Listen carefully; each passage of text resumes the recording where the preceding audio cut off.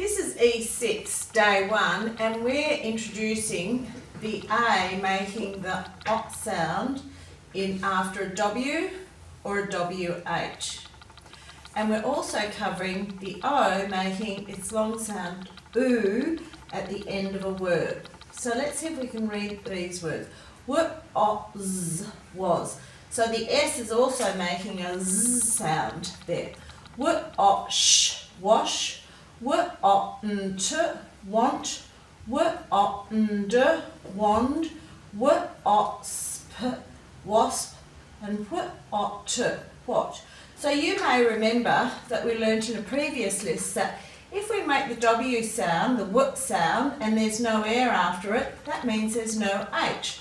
So if you say these words and put your hand in front of your mouth, was, wash, want, wand, wasp, there's no air and there's no H. So let's colour those in. No air and no H after those ones. But when you say what, there is air, and if there's air, we have to put the H in. So we'll do that one a different colour. Now the A making the O sound could be after a W or a WH. So that's colouring those A's to remind us that the A is saying O in these words. Now the bottom 4 words we all have the oo sound. So we've got do, to, into, and who. And don't forget we've got that H after the W in who.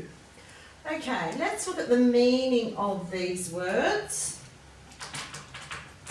So we have here, this is was. That's something that's already happened. This was this old man when he was younger. He was a young boy, now he's older. So he's thinking about the things he used to do. So these things are things that have already happened. Was is in the past. Wash is where you might wash your dishes, wash your hands. It's where we use soap and water to make things clean. Want is things that we don't really need, they're just things that we want. And when you're dreaming, you might dream about the things that you want to have or you want to do. A wand is something that a fairy or a magician may use to do a special trick or do some magic. Wasp is a type of insect that can sting, so you don't want to have them sit on your skin if you can help it. You want to stay away from a wasp. What is when we question something, like what are you doing, what are you going to do, what is this? So it's when we ask a question of something. Do is something we can do. So you could do things like take your dog for a walk, you could do your homework, you could do your chores.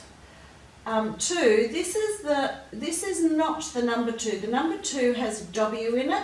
This one means that you might go to the shops or go to the beach or go to school. There is another 2, but it's said a little bit differently. This is to. This one means as well. So can I come to? It means as well. So the one we're learning today is to. If you write a letter to someone, you'll put to Granny, or perhaps, or whoever the letter's been written to. Into means when you go inside something, so you might go into the shop, you might put a cake into the oven, and you might look into a mirror and see your face. Who is telling us who the person is.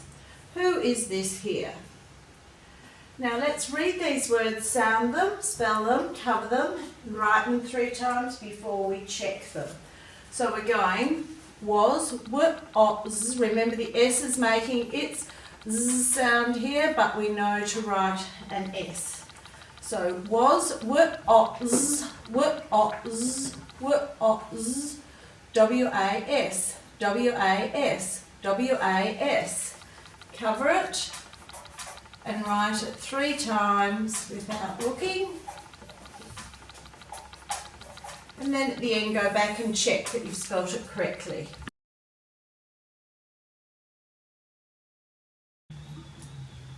E6, day 2, we're revising that the A after a W or a WH can make the ot sound. So we've got w-o-z, was, and we know that the S can say z, but we know to write the S.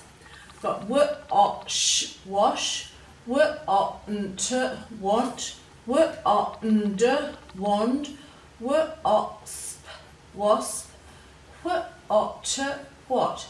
Now we also know that if there's air after the W, then we have to write in the H after the W. So we've got what, and we know that there's an H after it. Whereas when we say these words, was, no air, no H.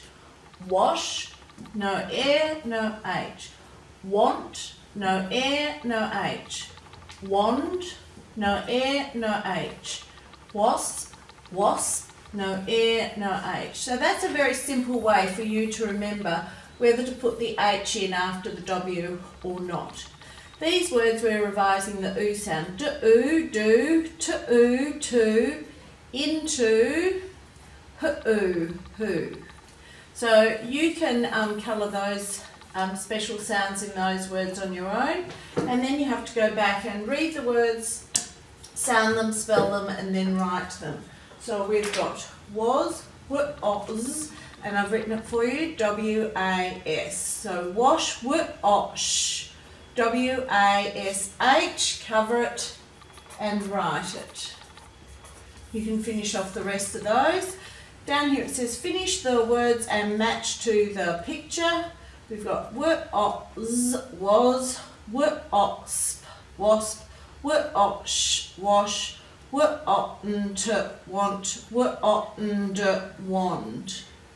Do, to, into, who. This says fill in the gaps with the correct word. Now to means if you're going somewhere, so you might say I'm going to the park, or we went to the shops. This to means as well as, quite frequently. So I want to go to, or I want to go as well. He came with us, he came to. This to is the number 2. So anywhere where you wouldn't normally perhaps write the symbol for the number 2, sometimes when you're writing, you usually have to write the word for it instead. Into, you might use it like, we will put the cake into the oven. I look into a mirror. We write into the book. Okay. We went to the shop to get 2 toy trucks. So you have to be careful which 2 you use. Then my mum went into the bank, so I went to oo. So this oo, you actually say it a little bit differently. I went to oo. When we get home, I like to play with the trucks. Nice and easy, that last one. Read and put in the missing word, then rewrite. Do you want go and your hands? When you've filled in the missing words, you have to try and cover the sentence and write it all on your own. If you get stuck, you can have a little peek and then keep writing. So you can finish off these ones on your own. This is E6 day 3, and we're revising that the A may say O after a W or a WH. So in these words it does. So we've got w-oz, was, w-osh, wash, w-o-nt, want, w-o-nd, wand, w-osp, wasp, w-ot, what. So we know in all of those words we may use the A for the ot sound after a W or a WH. In these words we've got the oo sound. So we've got do, to, into, hu, and we're using the O for the oo sound. We also know that in these words, which I've coloured blue, it's just a W. And we know that we only have to write a W in these words because there's no air when we say these words. So if we say was, there's no air after the W, so we don't have to write an H. If it's just a W, there's no air, there's no H in those words. But if you say a word with WH in it, what? You feel air, so you know you have to write the H. So let's try. Was, no air, no H. Wash, no air, no H. Want, no air, no H after the W. Wand, no air, no H after the W. Was, no air after the W, so no H. What? Yes, there is air. So we have to write the H in after the W. Okay, so you can read, sound, spell, write those words. So we've got was, was, W-A-S, cover it and write it. And don't forget that S quite often makes the Z sound. Right, down here we've got fill in the gaps with the correct word. Was or were. So if it's referring to one person or thing, then we use was. But if it's more than one, we use were. So he was sick in bed, he were sick in bed. There's only one he, so we're going to put was. They was having fun at the park, they were having fun at the park. Well, they indicates that it's more than one, so we'd use were. She is one person, indicates one, so we're probably going to use was. Let's see if that works. She was going to the town hall to see a show. That's correct, that sounds right. We indicates more than one, so if it's more than one, we're usually going to use were. Let's see if that makes sense. We were skipping along the track. Yes, it does, so we would use were. Now these words here are verbs. We've got want, wash, do are all verbs, and these are our verb families that we're going to do. So we're going to add things onto the end of them to change their tense and when we would use them. So here, let's look for the base word of wants would be want. Here you're adding S or ES. If you hear S at the end of a word, you just write S. But if you hear is at the end of a word, you know to write ES. So wash is would be ES.